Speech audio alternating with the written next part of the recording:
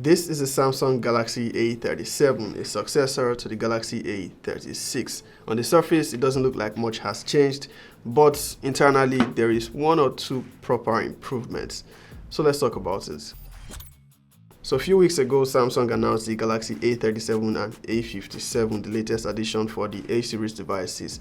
Right now, we have them available on retail and you can pick up one right now. The A37 has a starting price of $449 USD. That should be higher than the starting price of the A36.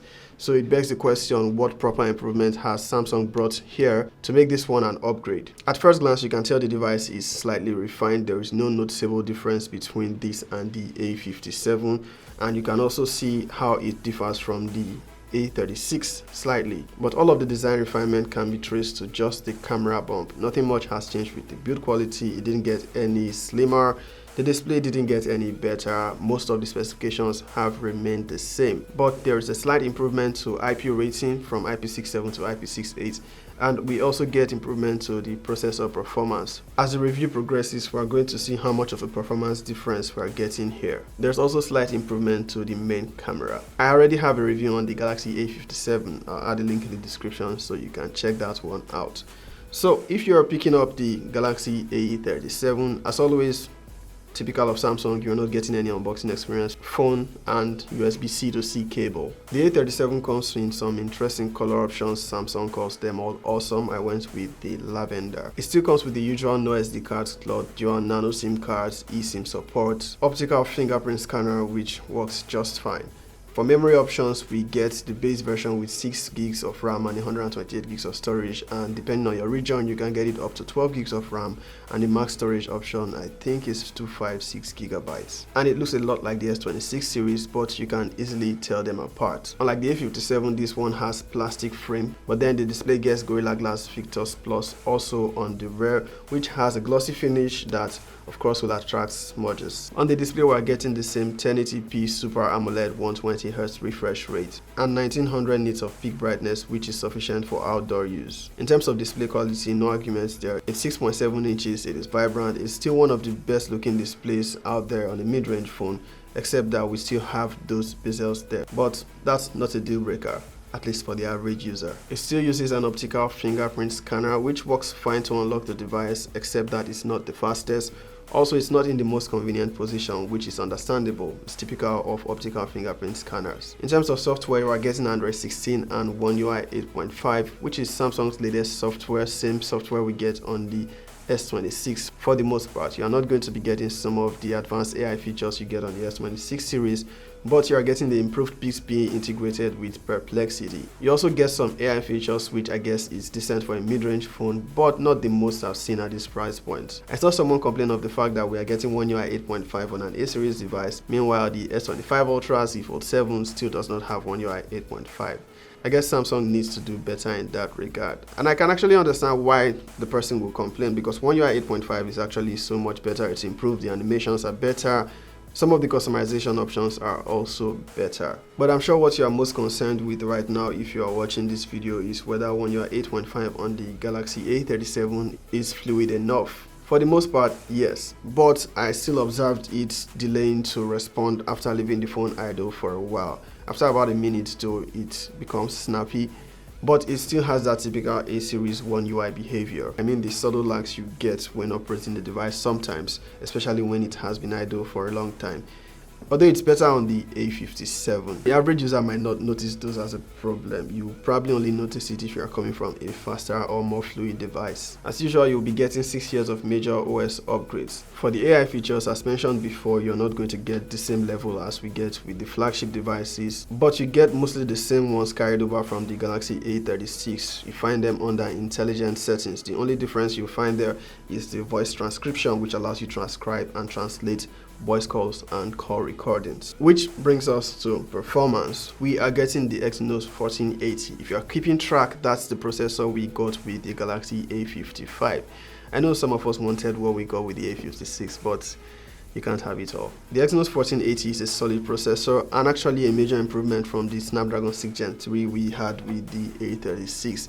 actually by almost 50%, as you can tell from the benchmark scores. So it brings performance improvement. Operating the device is just a bit snappier. It will also handle heavier tasks. It will do better with gaming. That's where you get major improvement coming from the A36. Although when you compare it to other devices around this price point, the Exynos 1480 is kind of outdated. Around this price point, you are going to find the likes of Poco X8 Pro, if I'm correct, and you are still going to find it under 400 USD. But then for overall performance, the Exynos 1480 makes for a good improvement over its predecessor. For day-to-day usage, the Galaxy A37 handles itself just fine. I have not experienced any abnormal heating, and it has also done fine for multitasking, switching between apps, watching videos, using the phone like a normal person. While you may say the Exynos 1480 is not the best processor you can get for its price, when you look at the Galaxy A37 and every other phone you can get at this price point, I would say it offers unrivaled software support, which is what some consumers look for. And then consistency. At least you can't expect Samsung to surprise you with the A series. For battery life, same 5000 mAh battery we got with its predecessor. We only get slight optimization, but there is no noticeable improvement on how much longer it will last compared to the A36. It is still going to give you at least a day of use for the average user. Of course, if you are using it heavily, you might get less than 7 hours of screen on time. But if you use it for your normal day-to-day tasks, you're going to get at least 7 hours of screen on time. Charging speed remains at 45 watts, which is also pretty fast to power up this device from 0 to 100. In the camera department, while we still get the same configuration as its predecessor, the main camera has been improved. It has a larger sensor. It still does well to take good photos, good dynamic range. I have taken a few pictures, and I'm also going to put it side by side with the Galaxy A36 so you can have an idea of how much improvement there is, or if there is any at all. Selfies come out great as long as the lighting conditions are ideal.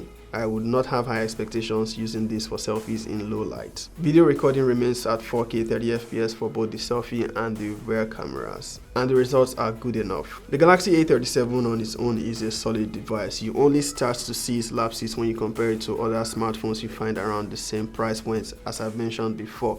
But then if we're comparing it directly to the Galaxy A36, there's improvement to performance, there are slight improvements to the build quality in terms of higher IP rating, and then larger sensor on the main camera. For those that might be considering a comparison with the Galaxy A56 or the A57, it's a lesser device than those. The A56 has a much better processor in the 1580. The A57 is even better, but it works as an alternative device if you don't want to spend more getting either of those. But I think if you still wait just a bit, you should be able to get the Galaxy A56 around the same price point or probably even less. It's a better device. You don't need a comparison to confirm that.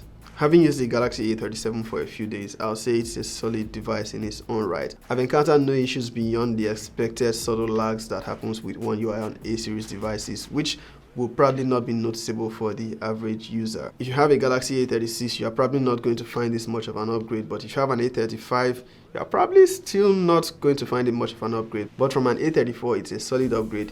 If you're coming from a lesser device, you're also going to find it a solid upgrade. You have consistency here, you have good software support, you have reliability, you have cameras which gets the job done, better than most around this price point actually. The only issue you find here is the fact that Samsung continues to play it safe, and as I've said in my Galaxy A57 review, they are kind of in a position where they can do that. If you want something more exciting, you might want to go for maybe a Poco, a nothing phone.